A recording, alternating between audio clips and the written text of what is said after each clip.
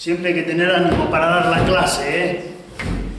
Eso es lo que tenéis vosotros esta tarde, ¿eh? Un ánimo vivo, un ánimo lleno de... Se os ríen los huesos para dar la clase hoy, ¿eh? Yo no tengo la culpa de que estéis aquí, ¿eh? No empecé a echarme la culpa de todo a mí. Muy bien. Vamos a... ¿Cómo te llamas? Ana Teresa. Ana Teresa. Muy bien. ¿Qué me faltabas de los nombres de la semana pasada? María Teresa. Felistas. ¿Felistas? Sí. Y después estaba Brígida. Ángela. No.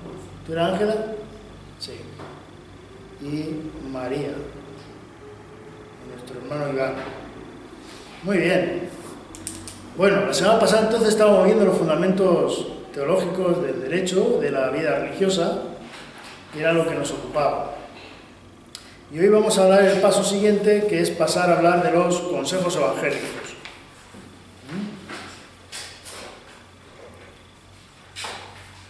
Consejos evangélicos que ya la semana pasada quedó claro que eran 3, ¿no? Vale. ¿Ven cuando decir que sí? Porque si no, la máquina no va a pensar que estoy hablando solo.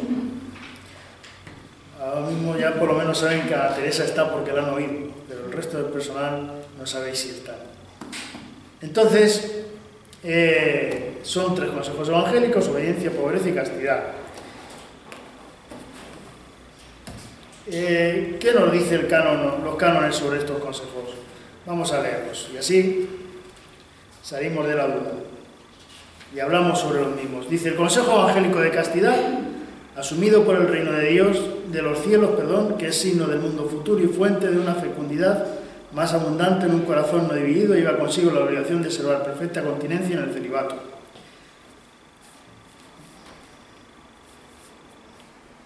Por lo tanto, se nos habla de un corazón indiviso y se nos habla de una vida entregada a Dios. Es un elemento que en la vida consagrada, la vida religiosa, tiene un papel fundamental. Además, los consejos evangélicos en esta vida nuestra hay que observarlos toda la vida. No solamente se observa la castidad un rato, o la pobreza, no, esto es para toda la vida. Además, estos 3 consejos evangélicos tenemos que tener presente que están en las constituciones. ¿Os acordáis que os dije la semana pasada que empezarais a leer las constituciones y estas cosas, y los estatutos, porque llegaría un día que hablaríamos sobre ellos? Bueno, pues estos consejos tienen que estar expresados perfectamente en las constituciones de cada uno de nosotros, ¿vale?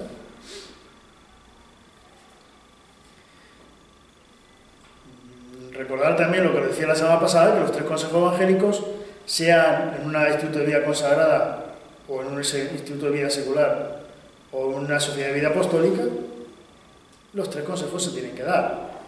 Después podemos poner un 4.º consejo, un 5.º consejo, todo lo que queramos. ¿Van a quitar la pizarra? Sí. Un 5.º consejo, ya, porque hay algunos que ponen el amor a la Inmaculada, el regalar la maceta los jueves, lo que queramos. Pero lo que va a marcar nuestra vida son los 3, ¿vale? El primero, como he dicho, el de la castidad, un corazón indiviso por el reino de los cielos. Existe desde siempre en la vida consagrada este consejo evangélico. El siguiente es el de la pobreza, el consejo evangélico de pobreza, a imitación de Cristo, que siendo rico se hizo indigente por nosotros, además de una vida pobre de hecho y de espíritu, esforzadamente sobria y desprendida de las riquezas terrenas, lleva consigo la dependencia y limitación en el uso y la disposición de los bienes conforme a la norma del derecho propio de cada instituto. ¿Os acordáis la semana pasada que os hablaba de que una de las cosas buenas que tiene el Código de Derecho Canónico es que nos habla del derecho propio, de las normas que tenemos cada uno en nuestra propia congregación, en nuestro propio instituto? Pues cada uno en su instituto se marcará la forma en que este voto de pobreza se deberá vivir. ¿De acuerdo? Y hay una razón fundamental en nosotros que estamos aquí, que todos somos franciscanos, se marca una cosa fundamental, que es que tenemos que vivir de una forma sobria, desprendida, desde la dependencia y la limitación. ¿Qué quiere decir esto? Que para nosotros la pobreza no es ser pobres, porque nunca vamos a ser pobres. ¿Por qué nunca vamos a ser pobres? Porque al final siempre vamos a comer. Muchos de vuestros países conocéis la pobreza y veis la pobreza, que es aquel que verdaderamente lo está necesitando, pasa necesidad. Nosotros podemos pasar necesidad. Podemos estar en medio del pobre, del mundo del pobre más pobre. Pero nunca vamos a ser pobres como ellos, porque siempre vamos a tener detrás la congregación. No sé si entendéis lo que os digo. Por eso es importante que aprendamos a ser pobres sin ser pobres. Daros cuenta, ser pobres sin ser pobres. Y para eso tenemos que ser capaces de vivir esa limitación del uso de las cosas. Cuando aprendemos a vivir de la limitación del uso de las cosas ya no nos atan. Tenemos el corazón libre. Si decíamos antes para el voto de castidad que es un corazón indiviso, el voto de pobreza es exactamente igual. Además, en los tiempos que corren, es casi más complicado vivir el voto de pobreza que el voto de castidad.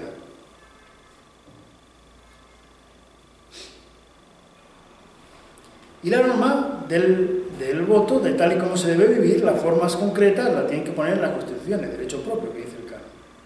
¿Vale? ¿Entendí lo que estoy diciendo? Si no entendí, lo decís. Vea que estamos 4, 6, lo explicamos más si hace falta, pero yo creo que está claro esto. Por eso la dependencia y la limitación en el uso.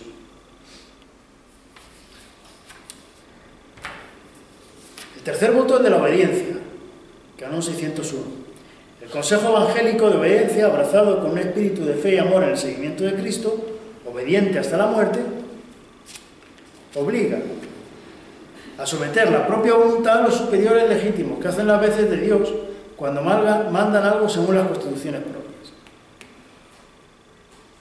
Vale. La obediencia, igual que los otros dos votos, os dais cuenta, están cimentados en la entrega a Cristo. Un Cristo que se ha dado por nosotros, que se hizo pobre y que llegó a obedecer hasta la muerte.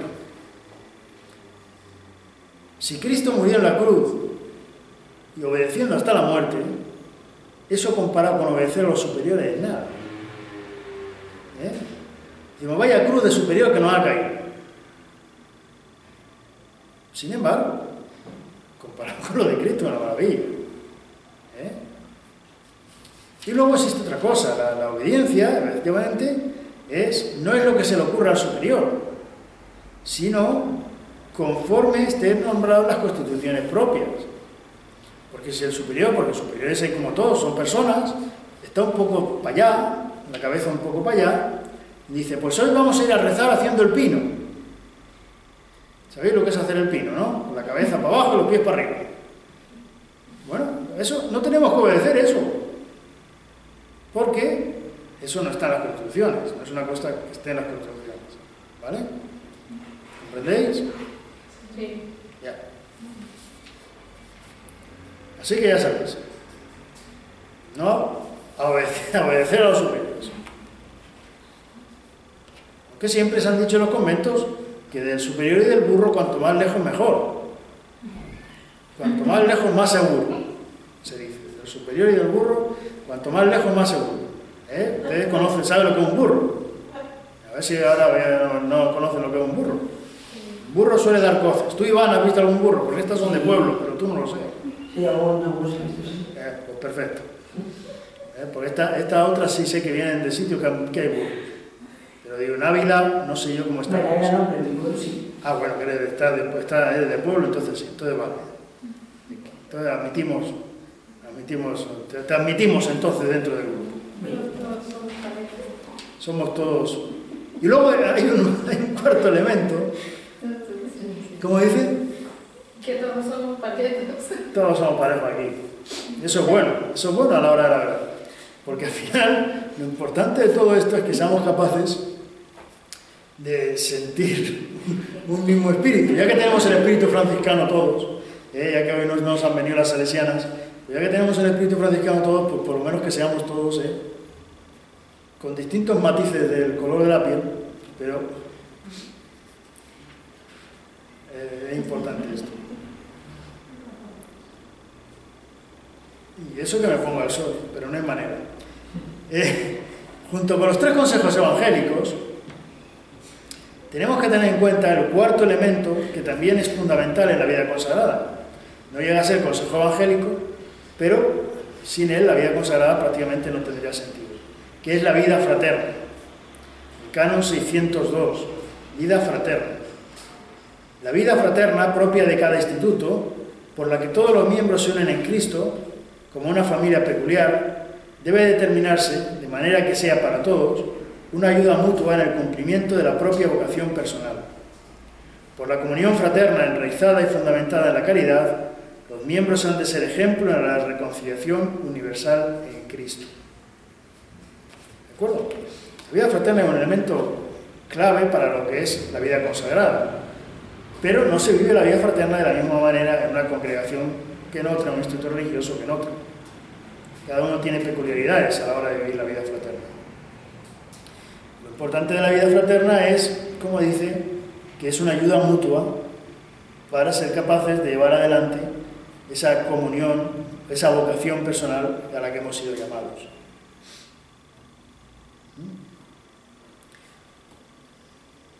Por eso la vida fraterna nunca la tienen los sacerdotes, porque ellos no están llamados a una vocación particular dentro de la vida consagrada, sino a una misión, una tarea pastoral. Algunos dentro de ellos, dependiendo de los movimientos, de si pertenecen a algún movimiento o a alguna asociación, sí que fomentan la vida fraterna entre ellos, con la misma razón del canon, con el motivo de mutua ayuda, mutua colaboración. ¿Vale? Porque siempre eso ayuda a la hora de llevar adelante la vida a la que uno ha sido llamado. Vamos ahora a pasar a ver cómo surge un instituto, cómo se erige un instituto de vida consagrada. Porque el nacimiento de un instituto de vida consagrada no se hace solamente porque se junten 3 y ya está, sino que hay una serie de elementos jurídicos que tenemos que tener presentes. El Canon 579 nos dice: en su propio territorio los obispos diocesanos pueden erigir mediante decreto formal institutos de vida consagrada siempre que se hayan consultado previamente a la sede apostólica. ¿Vale? Esto es importante que lo tengamos presente. ¿Por qué? Porque en primer lugar, la elección de un instituto de vida consagrada, el surgir, el crearse en una diócesis, un instituto de vida consagrada, es un acto jurídico. El Canon 114 nos dirá, para que veáis lo que es un acto jurídico: se constituye en persona jurídica o por la misma prescripción del derecho o por especial concesión de la autoridad competente, dada mediante decreto, los conjuntos de personas o de cosas ordenados a un fin congruente con la misión de la Iglesia que trasciende el fin de los individuos. Es decir, es la autoridad la que nombra esto. Y lo hace por medio de un decreto. ¿Qué quiere decir esto? Que no es que el obispo se levante una mañana y diga: hay 3 mujeres que están trabajando en Algezares y son buenas mujeres y van a misa y rezan el rosario, pues la voy a nombrar, que sepa, la llama por teléfono a la que hace de superior y dice: a partir de hoy sois Instituto de Vida Diocesana. No, tiene que hacerlo por decreto. ¿Por qué? Porque el decreto es lo que hace público una cosa. Cuando se firma un decreto se hace pública la cosa, ¿vale?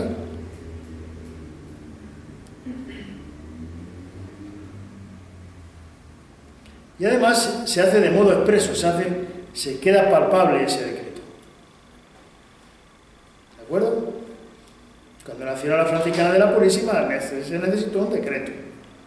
Porque además, para que surja un instituto de vida consagrada, tienen que darse, a la actualidad, al menos 3 pasos bien dados.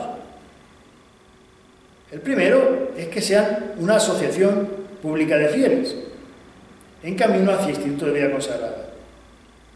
Pero no son todavía Instituto de Vida Consagrada.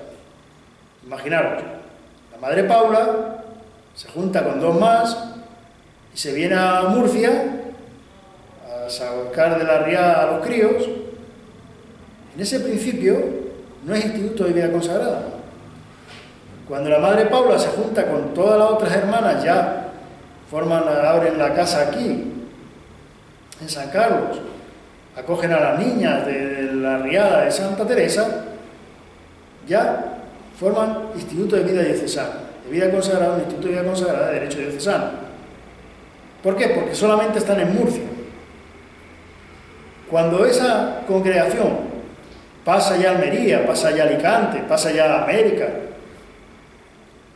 se convierte, ya se pide a la Santa Sede y se convierte en Instituto de Vida Consagrada de Derecho Diocesano, de Derecho Pontificio. ¿Dais cuenta? Son los 3 pasos que hay que dar. Primera, asamblea de fieles.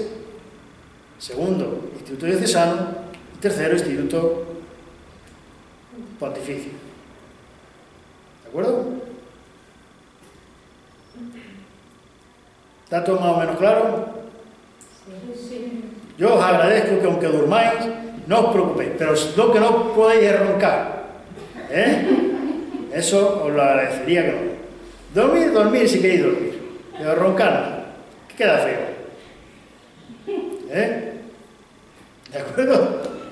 Muy bien, veo que habéis entendido el concepto. Aquí nadie dormirá. Que aquí nadie dormirá. ¿Cómo que no? Porque no mira, porque no. La semana pasada llegaron muy contentas mis hermanas. No, si una cosa es que lleguen contentas y otra que se Pero echan. que te has perdido y la clase ha estado de lo mejor. Claro que sí, es verdad. Y por eso ha venido esta tarde. Claro. Porque como aquí no se duerme en ningún sitio, esto es maravilloso. Yo siempre digo que el que se sienta en la primera fila se pierde todo lo que pasa detrás. ¿Has visto? Y ahora dirán las hermanas esta tarde y le preguntará a la Madre Teresa. La hermana Teresa les preguntará, ¿cómo ha ido la clase? Maravillosa, nos hemos reído mucho. No sé lo que ha dicho, pero nos hemos reído mucho. ¿De acuerdo? Esos son los pasos que tiene que dar una congregación para ir avanzando. Eso acordaros siempre, que no es solamente una cosa desde abajo, que no es una cosa que surja sin más, sino que tiene que ir dándose pasos. Otro elemento que también es importante, y cogiendo el ejemplo de la Madre Paula, que es el que tenéis vosotras más presente, es que para que una congregación surja, tiene que tener una vida de hecho, es decir, una vida real. No basta solamente que a Madre Paula le diera en la cabeza el decir, pues el Señor quiere algo de mí, vamos a hacer algo. Vamos a hacer, pero estoy sola, yo sigo sola, me vengo de Cartagena a Murcia. Eso no es una vida de hecho. La vida de hecho es cuando con la Madre Paula se ponen las primeras hermanas y empiezan a vivir en comunión. San Francisco, cuando lo de San Francisco, no se trata únicamente que San Francisco se le da un golpe en la cabeza y empieza a construir la iglesia de San Damián. No, no. La vida de hecho de la orden surge cuando los primeros hermanos se van con San Francisco. Este tonto, mientras tanto, es el loco de así, el que está dando vueltas a la cabeza, pero no es una vida de fraternidad. ¿Te das cuenta? Sí, a mí me llama la atención, ¿verdad? Porque digo, pues sí, solamente una aula que tiene a Dios por autor es capaz de realizarse en una persona. Porque yo ahora me pongo a pensar que si a mí se me ocurriera fundar una congregación o alguien me dijera, mira, tú fundas una congregación, yo diría, yo ni loca. Porque todo lo que conlleva todo eso, todo el compromiso que pide y todo, yo diría que no. Pero claro, Claro, pero es que aquí volvemos a lo de siempre. Tú dirías que no, pero si esto es de Dios, bueno, pues yo sé que ya la cosa sería diferente. Claro, porque esto es así. Mira, yo siempre digo que los fundadores en su gran mayoría, no todos, tenían que ser santos ya de entrada. ¿Por qué? Y si son mujeres más. Porque aguantar a una congregación que están haciendo, con 20 personas que te están diciendo cómo tiene que encauzar eso, cada una con una idea, yo lo veo en San Francisco, lo veo en Madre Paula, el sufrimiento interno que eso lleva consigo, solamente es por Dios. Si esto es tuyo, decía San Francisco, si esto es tuyo, que siga adelante. No hay más. Esto es así. El ejemplo de Madre Paula es más todavía. La forma en que ella da su vida, hace que la congregación se coja un cuerpo y crezca. Y la forma es un momento de una situación de sufrimiento. Por eso tú dices, yo creo una congregación, no, solo me faltaba. Pues verdad. O que a mí se me ocurra y personalmente Sí. salía. No, pues oye, ahí como están de fiesta ahí en tu calle, pues que el humo de los porros que se fuman llegara a tu habitación y te colocaras y dijeras, ¡wow! Vamos a crear una congregación esta tarde. ¿Ah? Pues así hay muchos locos, pero no van adelante. ¿Por qué? Porque no son de Dios, no es una obra de Dios. La obra de Dios asienta, coge cuerpo. Dificultades todas tienen, pero si se va avanzando, si se va creciendo, porque otra cosa es que se juntan 3 personas, las 3 mujeres que os he dicho antes que se juntan a las altares. Si viven su fe, pero la viven ahí, van viviendo, van envejeciendo y se van muriendo, no ha dado vida. Una congregación que nace tiene que dar vida. El momento que no da vida, no es congregación. Algo que empieza a nacer tiene que tener vida. Tiene que haber alguien que quiera seguir el carisma del fundador. Tiene que haber alguien que marque cuál es el espíritu de esa congregación, porque como siempre os he dicho, os dije la semana pasada y os digo hoy, no todos son iguales. No sois iguales vosotras que las salesianas, son totalmente distintos. ¿Vale? Por eso son elementos que hay que tener muy presentes en esta vida.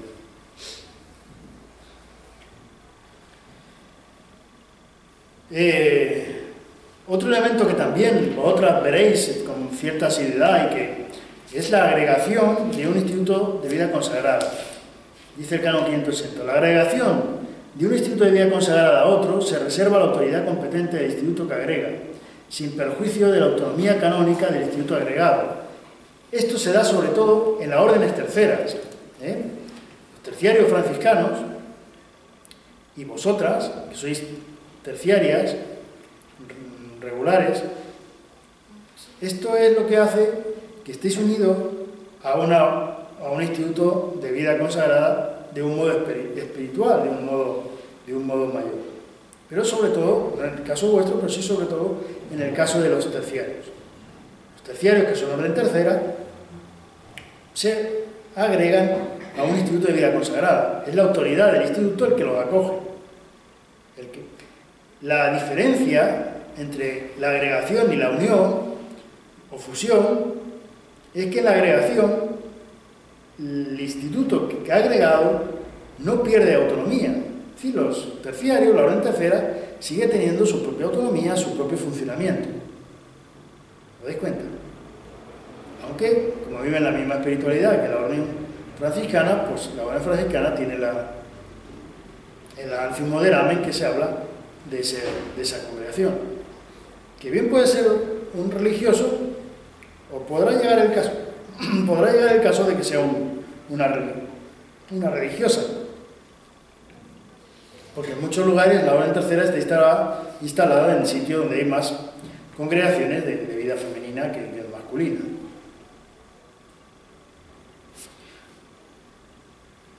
Otra cosa importante que habréis visto, y si habéis empezado a leer los estatutos, es la cuestión de las circunscripciones. Es decir, el canon 581 nos dice: corresponde a la autoridad competente de un instituto, a tenor de las constituciones, dividirlo en partes, cualquiera que sea el nombre de estas, erigir otras nuevas, unirlas ya erigidas o delimitarlas de otro modo. Las llaves como las llaves pueden llamarse como sean, pero lo normal es que sean provincias, sean departamentos,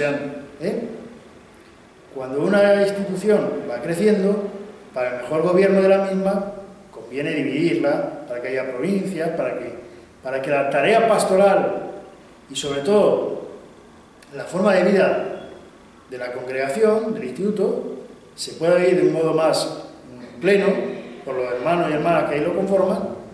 Para eso se divide, se crean las circunscripciones. La división la hace la autoridad, es decir, la suprema autoridad, el general. Es decir, imaginaros que vosotras, en Centroamérica, pues hay 2 provincias tenéis en Centroamérica. ¿Cuántas? Pues 2 provincias.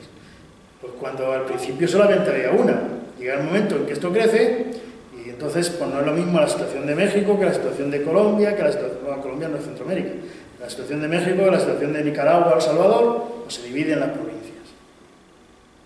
Ahora hay que tener un poco de cabeza cuando la dividimos la provincia, porque algunas veces se mete el tajo y se juntan provincias y naciones sociales que no tienen nada que ver en relación unas con otras. Pero bueno, cuando una cosa crece mucho, pues se divide, ¿vale? Y es el general, o la general en vuestro caso, la que puede reestructurar un territorio.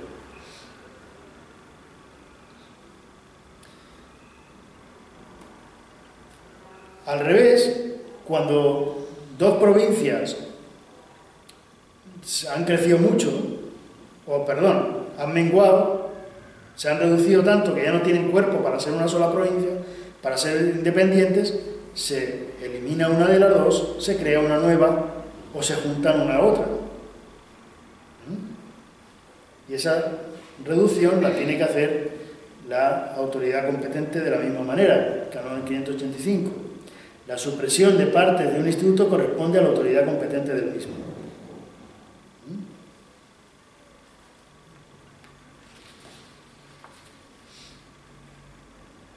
¿Cuándo interviene la Santa Sede en esto? Cuando desaparece el instituto. Imaginaros que aquí en Murcia hay un instituto de vida religiosa, consagrado. Las Hermanas de la Columna. Y las Hermanas de la Columna se van a unir a las Hermanas Franciscanas. Las Hermanas de la Columna, cuando surgieron, eran fuertes, pero ahora están como esa columna, que no sabemos la fuerza que tiene. Y entonces quedan pocas y se van a unir con las franciscanas. Desaparecen las Hermanas de la Columna para incorporarse a las Hermanas Franciscanas. Esa supresión de un instituto le corresponde a la Santa Sede, no le corresponde a la autoridad del instituto. ¿Os dais cuenta?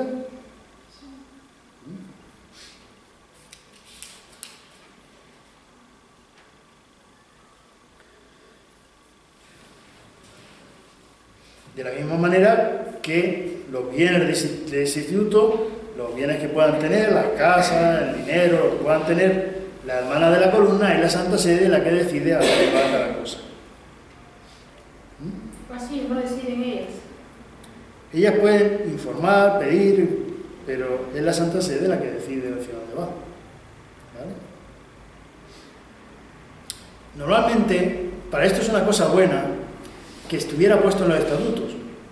Si está puesto en los estatutos de la congregación, no hay ningún problema, porque lo que ponga en los estatutos se cumple. Es decir, si las Hermanas de la Columna tienen puesto que los bienes que ellas tengan pasan a la nueva congregación donde ellas se vayan, se acabó el problema. La Santa Sede dirá que esos bienes pasen a las franciscanas. Pero el problema es que eso muchas veces no se pone en los estatutos. Y tiene que constar siempre en los estatutos. ¿Vale? Pero otra de las cosas que podéis mirar cuando leáis los estatutos y las constituciones vuestras es qué sucede con la congregación o con los bienes de la congregación cuando esa congregación desaparezca. ¿Qué pasa? Porque no va a desaparecer nunca.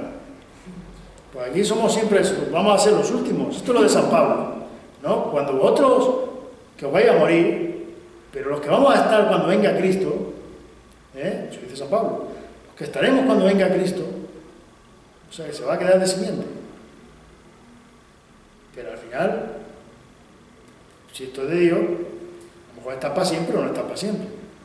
Pero siempre hay que... Las estatutos tienen que ser lo más completo posible.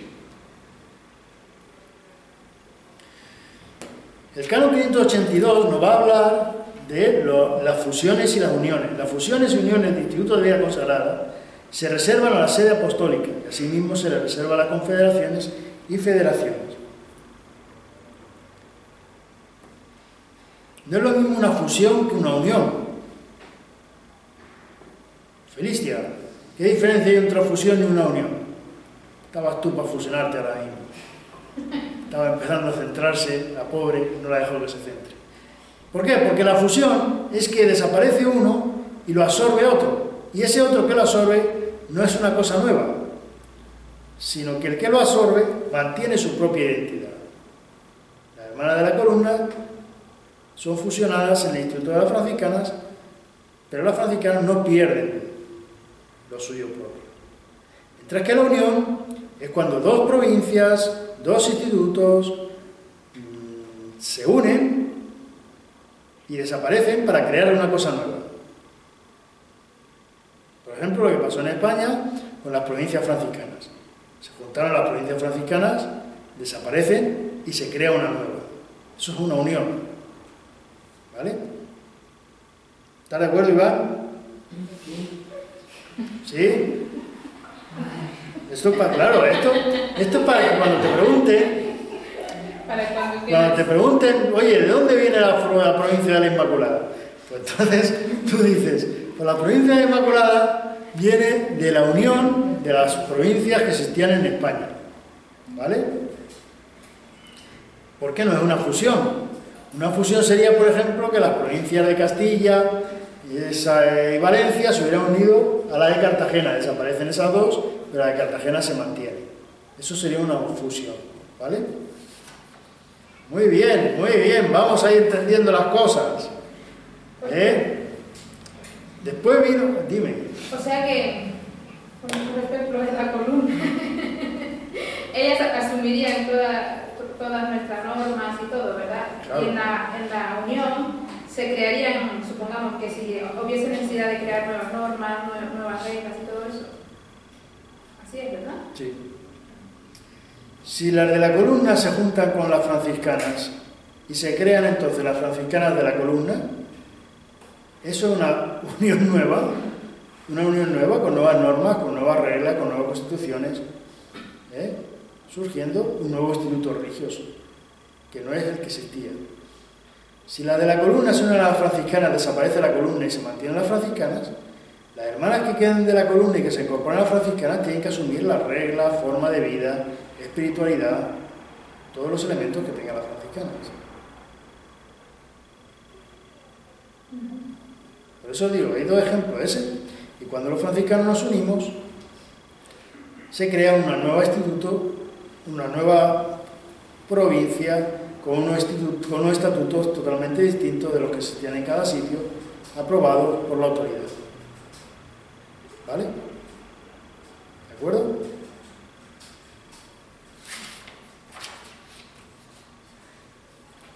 Voy a ponerme aquí la lista de nombres por si acaso se me olvida alguno. Porque veo que a algunos les está costando llegar al final de la tarde. Algunos y algunas. Entonces, esto es un sentimiento común. Lo bueno de esto, de las clases de Derecho a estas horas de la tarde, es que, bueno, da igual la hora de la tarde que sea.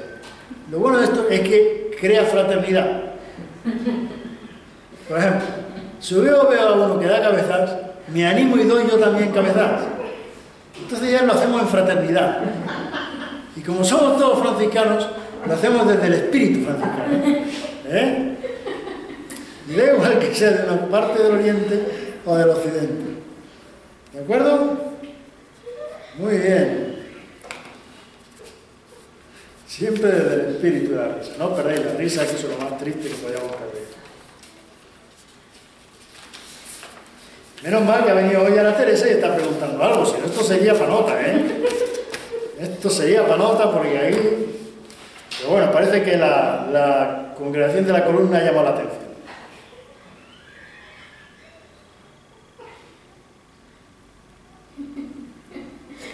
Muy bien, oye. Seguimos un poquito más para adelante, oye, porque estaban las... Cuando tú estabas en las capuchinas, hermana Remigio, iba a decir Brígida, hermana Brígida, Sí.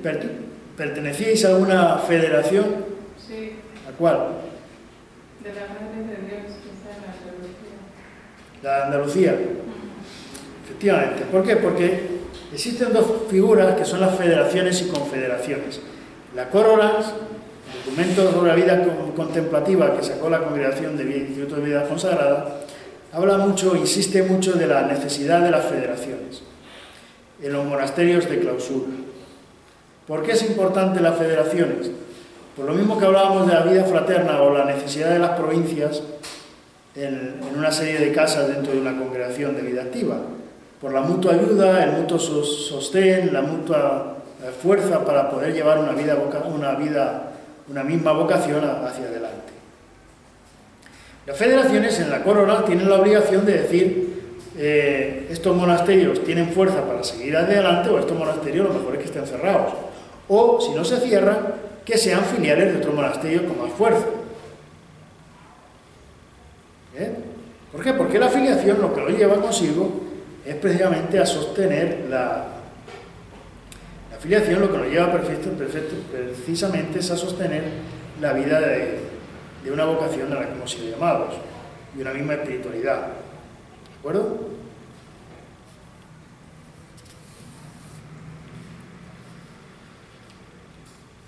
Dentro de los institutos de vida consagrada también existen las federaciones,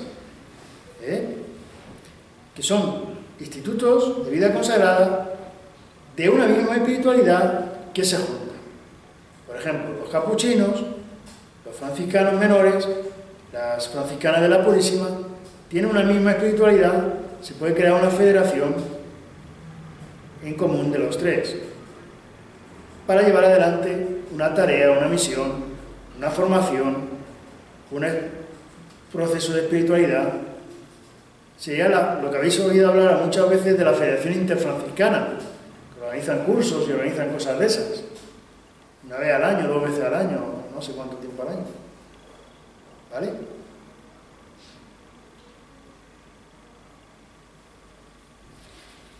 Y después también está la Confederación de Superiores Mayores, que es cuando la hermana Teresa desaparece. Entonces, ¿dónde está? Se ha ido a la reunión de Confer a Madrid. Confer es la confederación de religiosos que hay en España. ¿Vale?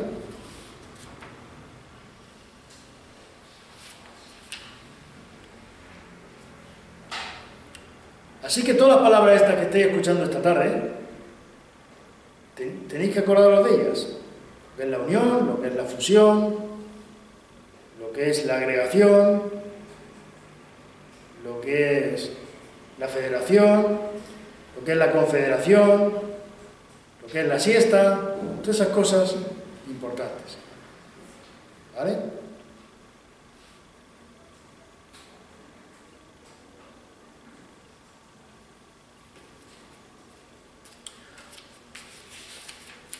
Un canon importante que tenéis que tener presente, y aunque ahora no os deis cuenta porque hay una realidad mayor, que es la somnolencia, pero hay elementos que son importantes para la vida. ¿Por qué? Porque ahora mismo seréis junioras, estaréis recién acabado el noviciado una, otras más, hace ya más tiempo, otros no han empezado. Pero si Dios quiere y perseveráis, estas son realidades que vais a tener que vivir en vuestras casas y en vuestras provincias. Como es el canon 586 que habla de la justa autonomía. Se reconoce a cada uno de los institutos una justa autonomía de vida, sobre todo en el gobierno, de manera que dispongan de su propia disciplina dentro de la Iglesia y puedan observar íntegro el patrimonio propio de que trata el canon 578. Para el Alfa II corresponde a los ordinarios del lugar el conservar y defender esa autonomía. La autonomía de un instituto de vida consagrada es fundamental y es un elemento nuevo dentro del Código de Derecho Canónico. ¿Qué quiere decir la autonomía? La autonomía lo que quiere decir es que el instituto puede gobernarse por sí mismo, no depende de nadie más. Esto sobre todo en los institutos de vida consagrada de femeninos es importantísimo, porque sois vosotras las que tenéis la posibilidad de gobierno, la posibilidad de entender qué formación queréis que reciban las hermanas que empiezan. Todos estos elementos, ¿dónde queréis abrir? ¿Dónde queréis cerrar una casa? ¿Cuál es la espiritualidad que queréis vivir? Y dice el canon 586, la primera palabra, se reconoce. Se reconoce no es lo mismo que se da. Se da lo que no se tiene. Es decir, si María me pide un bolígrafo, yo le doy un bolígrafo. Pero porque ella no tiene bolígrafo. Pero si ella tiene un bolígrafo, yo reconozco que ella tiene el bolígrafo. Luego no le doy un bolígrafo, ya lo tiene ella. En la autonomía es exactamente igual. La Iglesia no da la autonomía a los institutos de vida consagrada, sino que les reconoce que ya tienen autonomía. ¿Os dais cuenta de la diferencia? No es lo mismo dar que reconocer. No se da la autonomía, se reconoce que se tiene autonomía. Y luego, cuando habla de conservar íntegro el patrimonio propio, no habla del patrimonio del dinero, sino que el patrimonio propio de un instituto, cuando leáis qué es el patrimonio propio de un instituto, es la espiritualidad y el carisma del fundador o de la fundadora. Eso es el patrimonio propio. ¿Os dais cuenta?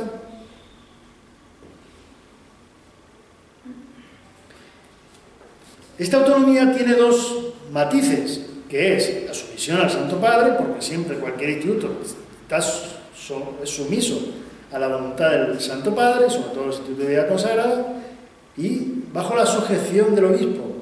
La sujeción del obispo ya no es la sumisión como al Papa, con lo cual la sujeción es porque el obispo tiene la obligación de que ese instituto religioso viva su carisma, lo viva correctamente y no se desmadre. Para eso, nos dice el parágrafo segundo, el ordinario del lugar, que es el obispo, debe conservar y defender esa autonomía. Es el primero que tiene la obligación de conservar y defender la autonomía del instituto. ¿Por qué la vigilancia? ¿Por qué la sujeción al obispo? Porque si vosotras que estáis ahí en la esquina os da por vivir cada noche íntegramente, inculturados totalmente, y nos vamos de fiesta todas las noches y salir todos a los bares de enfrente, pues ahí tiene que haber un control de que no salgáis del bar a los bares todas las noches. Se viva el carisma, se viva la espiritualidad que cada uno tiene. ¿Os dais cuenta? La importancia que tiene este canon de la autonomía. Y en los monasterios donde se afilian, ¿se pierde su autonomía o se mantiene? Igual, el monasterio tiene siempre su propia autonomía. La federación nunca elimina la autonomía del monasterio. Hay una recomendación y una obligación, pero esa obligación no es una obligación que se pueda aplicar sin más, porque la autonomía es máxima. Un monasterio puede incorporarse a una federación o no incorporarse a una federación. Eso queda siempre sujeto a ese monasterio.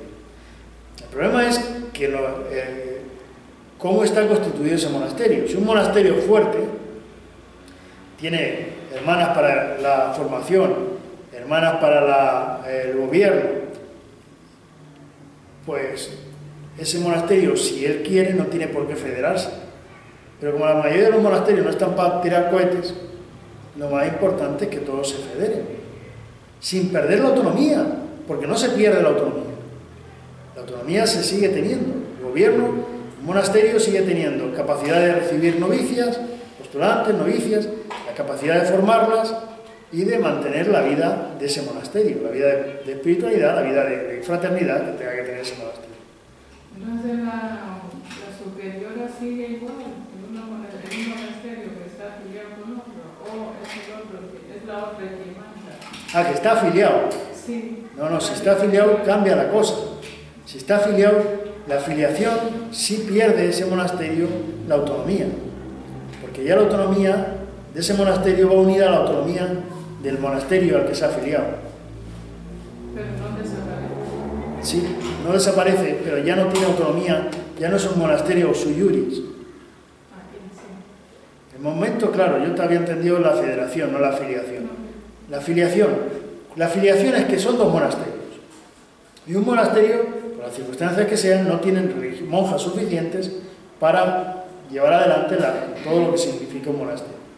Entonces, en lugar de cerrarlo, pues vamos a pensar que puede tener, vamos a darle, a ver si se revitaliza, y entonces, en lugar de cerrarlo, pues ponemos a otro monasterio del que depende. En ese caso, ese monasterio afiliado sí pierde la autonomía. Ese sí pierde la autonomía. Porque ya la abadesa no va a ser la del monasterio afiliado, sino la del monasterio al que sea afiliado. Ese es el que tiene la autonomía. Este otro monasterio tendrá autonomía en tanto en cuanto depende del otro. Un monasterio no puede ser un monasterio afiliado solo. Si dejamos de ser monasterio sui iuris para ser afiliado. ¿Pero afiliado de quién? ¿De otro? No, solamente afiliado. Eso no existe. Eso no existe. Tiene que estar afiliado a uno. Entonces la autonomía de ese uno es la autonomía que cubre a ese otro monasterio. Porque las monjas que viven en ese monasterio son monjas del otro monasterio. No son monjas de este monasterio. No sé si entiendes. Sí. Y eso sí que es conveniente tenerlo presente. Porque muchas veces el monasterio afiliado se afilia al monasterio, pero se piensa que sigue siendo autónomo porque no lo han cerrado. Y no. En el momento que la abadesa ya no está en ese monasterio, sino que está en el otro, aunque hay una hermana que sea responsable, o la llamen como la quieran llamar, a priora, o como la quieran llamar, ya no es una hermana, ya no es un monasterio sui iuris. ¿Y ya no puede otra vez volver a ser autónomo? Sí, claro que puede. Puede volver a ser autónomo desde el momento en que, bueno, imagínate que si un monasterio que se queda en contrarreligiosa y otro que es un monasterio que tiene 7 o 8 o 10. Ese de 3, de golpe y porrazo, en el pueblo, las 6 o 7, en la ciudad, 6 o 7 jóvenes que quieren entrar, empiezan a entrar, entran al postulantado, noviciado, profesión, y dentro de 10, 15 años, porque es el periodo mínimo de formación, pues se vuelve a ser un monasterio autónomo. Aunque afiliado, aunque haya estado esos 10 años afiliado al... Pero con el permiso de Roma, ¿no? Sí, claro. Pero el monasterio, una vez que tiene monjas con capacidad para llevar adelante todo lo que significa un monasterio, puede tranquilamente volver a ser un monasterio autónomo. ¿Qué pasa? Que eso no se hace de la noche a la mañana. Es decir, si tú te afilias a un monasterio, sabes que al menos tienen que pasar, suponiendo siempre que entren las 4 o 5 de golpe, tiene que pasar por lo menos 10 años para que vuelva a ser un monasterio autónomo. Porque entre postulantado, noviciado, los años de profesión, posiblemente las 3 que estén afiliadas, que se han ido a la afiliación, cuando ese monasterio vuelva a ser autónomo ya no vivan. Porque normalmente cuando un monasterio pasa autónomo, la más joven tiene 80 años. Si tiene 70, igual hasta tiene suerte y vive. Pero eso es así. A veces la afiliación tiene una razón de ser cuando ese monasterio está teniendo vida. Por ejemplo, en vuestros países, en El Salvador, en Guatemala, en Kenia, cuando un monasterio se abrió y se hizo fuerte, pues el siguiente monasterio que se abre es un monasterio filial de este. Como suele haber vocaciones, en principio, ese monasterio filial que se ha abierto con 2 o 3 hermanas de ese otro monasterio va a ir creciendo y llegará a ser un monasterio autónomo, ya no dependiente del filial. ¿Cuál es el problema? Que en España y en Europa es al revés. No es que se cree un monasterio para que crezca, sino que se cierra un monasterio porque no hay manera de que crezca. Con lo cual, si aquí en España se cierra el monasterio de las Claras, de aquí del centro de Murcia, este monasterio no va a tener una revitalización, por mucho que esté afiliado al convento de Yin. Lo más lógico es que el de Yin crezca porque es autónomo y tiene fuerza, no por ser autónomo, sino porque tiene una comunidad relativamente joven y va creciendo. Pero este no. Pero en los países vuestros es al revés. no es que la filiación sea fruto del decaimiento del monasterio, sino del resurgimiento de vocaciones. Por eso la filiación llega a ser autónomo. En un autónomo que pasa a filial, pues cuesta mucho más que vuelva a recuperar la autonomía. Pero bueno, como esto es de Dios, no vamos a ponerle puertas al campo.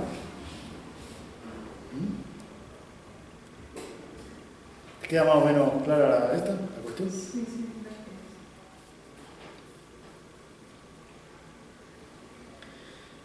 Por eso lo de la autonomía, por eso decía que la autonomía es importante.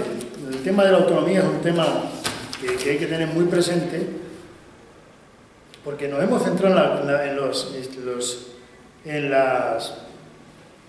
nos hemos centrado en los monasterios, pero es que pasa igual con las casas de nuestras provincias.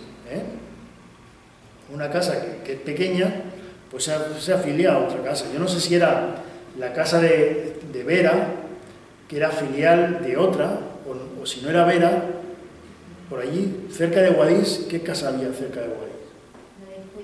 La de Cuya Albaza. Pues una de esas era filial de otra. No me hagáis mucho caso porque tampoco, pero algo de eso quiero recordar. La casa una es filial de otra, cuando la casa tiene una vida, tiene un testimonio, pero no es una casa. Por ejemplo, ahora mismo casa filial, que me conste que es casa filial, si no me equivoco, es la casa que tenéis en Madrid. ¿Cómo se llama la casa esa? Donde está Sor Esmeralda. La de Valdemoro. Es una experiencia, una casa con una experiencia que está surgiendo, y hasta que coja cuerpo de comunidad depende de una casa filial que no sé si será la calle México o alguna de esas que tenéis por ahí. ¿Vale? Pero es el caso que os he dicho de África o de América. Es decir, se abre una casa, cuando coge fuerza esa casa y se asienta, esa casa que es filial adquiere el grado de casa propia, con superior.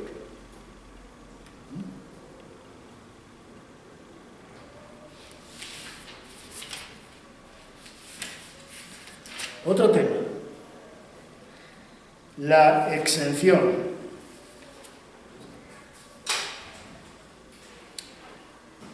Bueno, esto no nos interesa mucho. Vamos a ir avanzando y vamos a llegar al derecho propio con el canon 587. Para defender con mayor fidelidad la vocación y la identidad de cada instituto, en el Código Fundamental o Constituciones de cada uno de ellos debe contenerse, además de lo que se observa en el canon 578, las normas fundamentales sobre el gobierno del instituto, la disciplina de sus miembros, la incorporación y formación, así como el objeto propio de los vínculos sagrados. Este código es aprobado por la autoridad competente de la Iglesia y solo con su consentimiento puede modificarse. En este código se han de armonizar convenientemente elementos espirituales y jurídicos, pero no deben multiplicarse las normas sin necesidad. Las demás normas establecidas por la autoridad competente del instituto se recogerán convenientemente en otros códigos, normas que pueden revisarse y acomodarse cuando sea oportuno según las exigencias de los lugares y los tiempos. Bien, por esto es importante, yo os digo, que leáis los estatutos y las constituciones vuestras. Cuando uno entra a una congregación, no solamente tiene que leer libros de espiritualidad y la Biblia, que está bien, pero también tenemos que saber dónde entramos, cuáles son las normas, cuál es el carisma, y todo eso tiene que estar en las constituciones. Porque como nos dice el canon 587, para defender con mayor fidelidad la vocación y la identidad de cada instituto. No vale coger los estatutos y todos son iguales, no. Tendrá la misma estructura, claro, porque hay gobierno, hay formación, hay espiritualidad, hay patrimonio, hay abandono de la orden, claro. La estructura más o menos es la misma, pero los contenidos varían, porque están marcados por la vocación y por el carisma y la peculiaridad de cada instituto. Por eso tiene que estar ese 578, que es el carisma, el que defiende el patrimonio propio de cada instituto. Las constituciones tienen que marcarlo. Cuando uno lee unas constituciones, tiene que notar que son franciscanas. Si duda que son franciscanos o salesianas, malva. Malva, esas constituciones no sirven para nada. Después, otro elemento importante, que no solamente sean elementos jurídicos, sino también espirituales. ¿Os acordáis de lo que os decía la semana pasada? No, vale, pues se lo repito. Es que antes de que me conteste yo, lo contesto yo. Porque la semana pasada, Ana se lo pasaron muy bien, pero no se acuerdan mucho de lo que hablamos la semana pasada.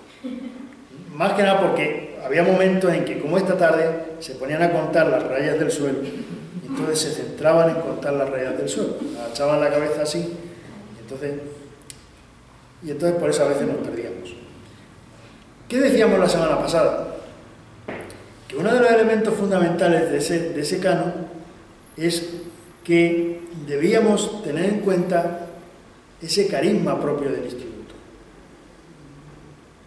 Y que los estatutos, después del Concilio Vaticano II y las constituciones, se habían convertido en demasiado espirituales, con lo cual no servían para legislar, o bien que las constituciones de antes del año 80 eran demasiado jurídicas, con lo cual tampoco expresaban el sentir del instituto. Tienen que estar las dos cosas mezclas, la espiritualidad y la norma jurídica. No es solamente un libro de oración, no es solamente un libro de leyes. Ahí es donde se muestra la diferencia de cada instituto. Además, en ese código, que es aprobado por la autoridad, tenemos que tener presente que no se cambia sin más, sino que es la misma autoridad que lo aprueba, la misma autoridad que lo cambia. Y luego lo más importante es que las constituciones y los estatutos no tienen que ser minuciosos, no tiene que ser cada cosita puesta. Por ejemplo, lo decía creo la semana pasada y si no os lo digo ahora. En las constituciones nunca debe poner la hora en que se va a rezar el rosario. Pondrá la franciscana de la Purísima, rezarán y tendrán devoción a nuestra Madre. Pero después será cada convento, cada provincia, normalmente cada convento, el que marcará el momento en el que se reza el rosario. Si tú pones en los estatutos de las constituciones, se reza el rosario a las 3:30 de la tarde, pues el día que vayas a cambiarlo, no lo podrás cambiar porque en las constituciones te pone que se reza a las 3:30 de la tarde. Mientras que si tú no, eso es una norma interna, pues se podrá rezar a las 3:30 de la tarde aquí en Murcia, lo cual es peor que una clase de Derecho, porque vamos, si yo con mis clases de discapacidad no quiero pensar lo que será el Santo Rosario. Que hay que rezarlo, por supuesto que sí, que nadie piense lo contrario, pero hay que buscar una hora prudente. Hay momentos en que no es lo mismo. Por eso dice el código también, según las costumbres del lugar, no es lo mismo estar en Baracaldo o en Ávila, donde es este hombre, que hace frío, a las 3:30 de la tarde, tú te pones a rezar el rosario, como hace frío, pues está firme. Pero en Murcia, a las 3:30 de la tarde, y ahora estamos en febrero, otra me diré, cuando viene mayo, cuando viene junio, ese calorcito, ese rum rum que te va entrando, ese Santa María Madre de Dios que ya va pasando. A mí llegan hasta aquí los ronquillos, tiemblan las paredes de la casa. Bien, lo más importante de esto no es los ronquillos, sino el ser capaces de modificar y de cambiar las cosas. Por eso en las constituciones no tiene que poner la minucia, el detalle completo. ¿Lo dais cuenta? Lo que quiero decir. Y después, porque cada casa tiene que ser lo suficientemente ágil para cambiar. Y no me vale el que siempre se ha hecho así, que esa es la frase maravillosa. Podríamos cambiar el rosario a las 8:30 después de misa. No, porque siempre se ha hecho así. Ese siempre se ha hecho así es maravilloso. Sirve para todo. sirve para todo lo que nos interese, claro. Pero no para revitalizar, no para dar vida, no para... Esto es así. ¿De acuerdo? Bien, pues este canon 580 es importantísimo. Tenerlo presente también cuando vayáis leyendo los estatutos, cuando vayáis leyendo las constituciones, que os deis cuenta de esta importancia. ¿Vale?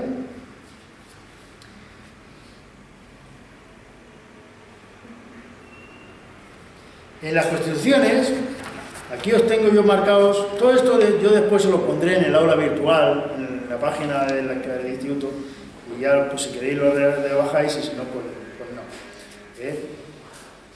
Ya cada una, por ejemplo, yo me lo descargaría, ¿por qué? Porque si de viva voz os ha servido para dormir, imaginaros una mala noche que no podáis dormir y tal, cogéis el vídeo, lo ponéis, vamos, si aquí os ha faltado roncar, por la noche roncáis. O sea que, como veis, estas clases valen para todo, valen para aprender derecho y valen para dormir.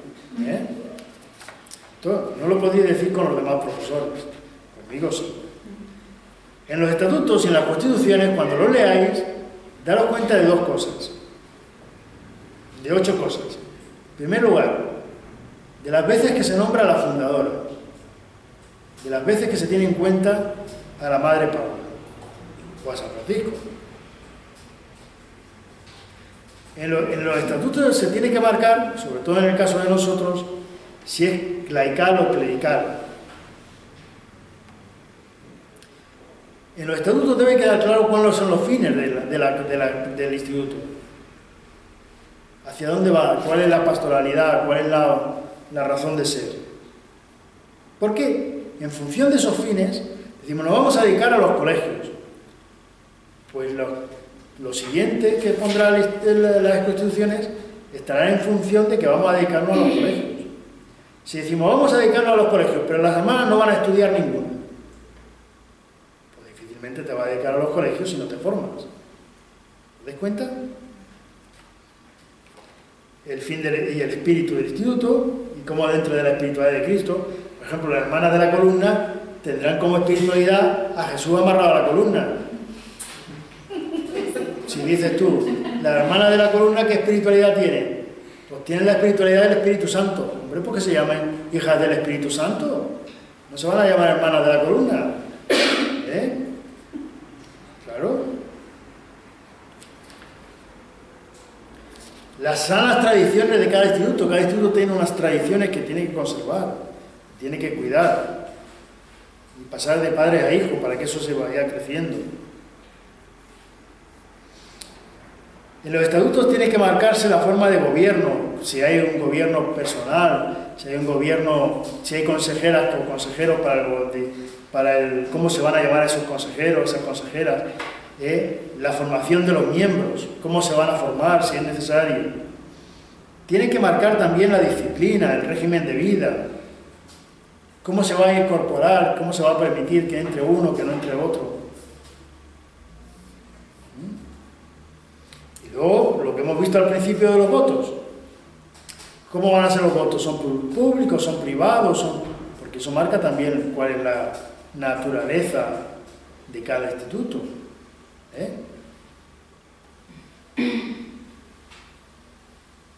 ¿De acuerdo? Por eso es tan importante el derecho propio, porque el derecho propio es distinto de cada uno. No es igual.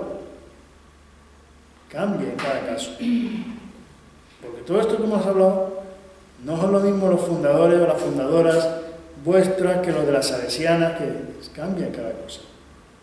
¿De acuerdo?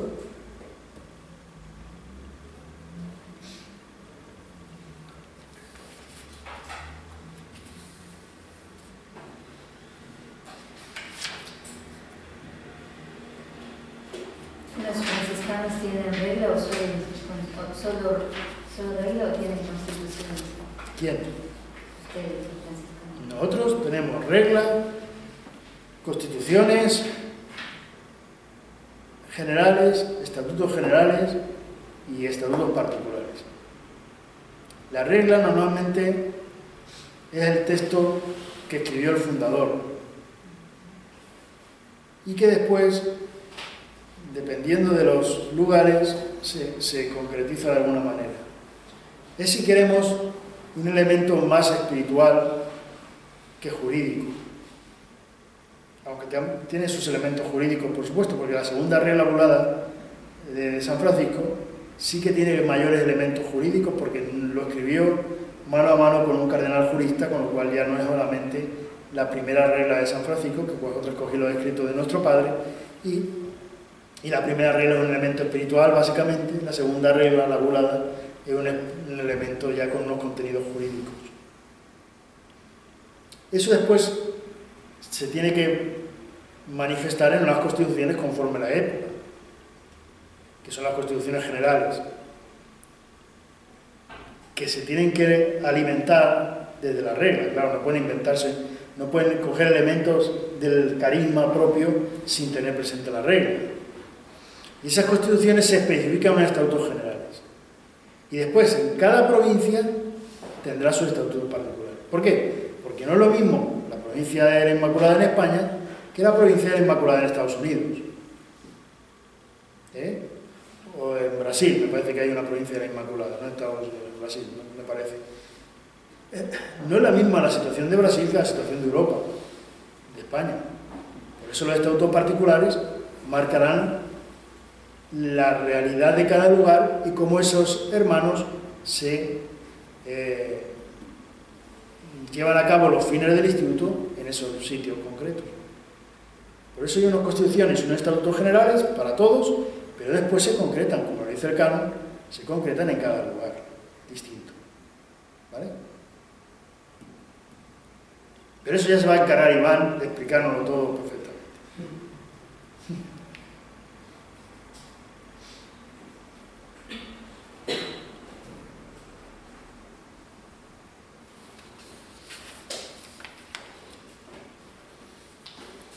¿Alguna pregunta más?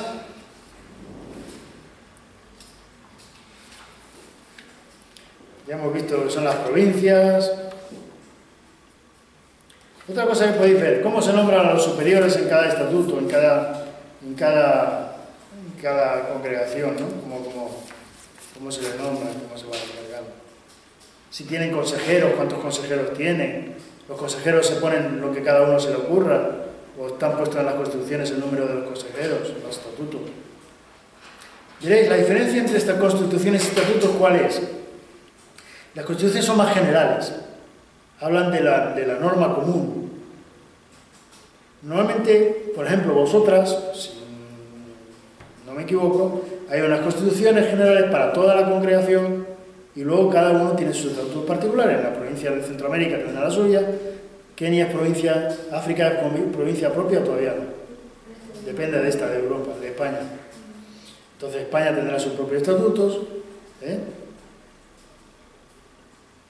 decir, las constituciones son generales, pero las provincias no tienen unas constituciones, tienen unos estatutos que emanan de esas constituciones. ¿Comprendéis? Eso también es importante que lo tengáis presente. Porque cuando uno empieza, dice, es que hablo de constituciones, sí, pero es que las constituciones son de la orden, son de la congregación.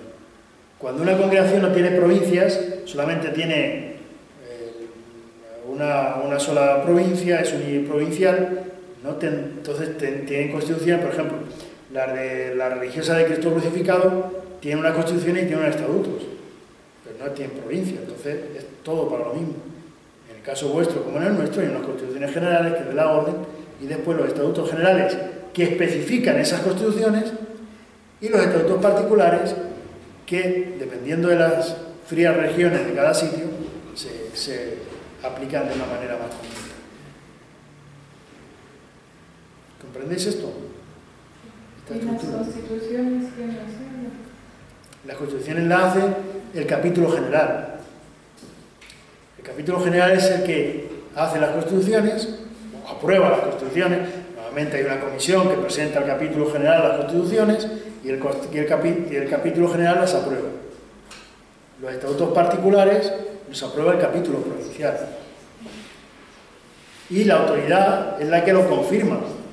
Es decir, la general, los estatutos particulares de la provincia de España, será la general la que los apruebe o las modifique. a petición del capítulo provincial. Porque es otra cuestión, el capítulo provincial y el capítulo general son el órgano supremo de autoridad en una provincia, por encima del provincial y por encima de la general o de la provincial. El capítulo general es el máximo órgano de gobierno, el capítulo provincial es el máximo órgano de gobierno en una provincia. Lo que dice el capítulo provincial y se aprueba, no puede después cambiarlo cualquier superior a cualquier provincial, cualquier consejo provincial. Por eso conviene en los capítulos provinciales, pues no se acuerda si vamos a comer garbanzos 3 veces a la semana o 2 veces a la semana, porque son cosas que atañen a la vida ordinaria, no atañen al gobierno de todas las casas, no al gobierno, sino al funcionamiento de todas las comunidades.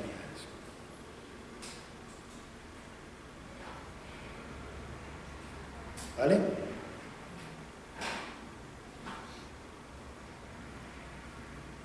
¿Alguna pregunta más? Pues María ya me está diciendo que ya que se ha puesto en la primera fila y ya se ha mantenido firme, como siga un poco más, no responde, se va para adelante. Bueno, pues ya para la semana que viene, que vendrá el Padre Emilio, para las próximas clases, por lo tanto, dentro de 3 semanas, leer los estatutos particulares y las constituciones generales vuestras, para ir viendo ya preguntas concretas sobre los estatutos. Igual que hemos ido hablando ahora de cada cosita, pues cuando llegue en ese momento,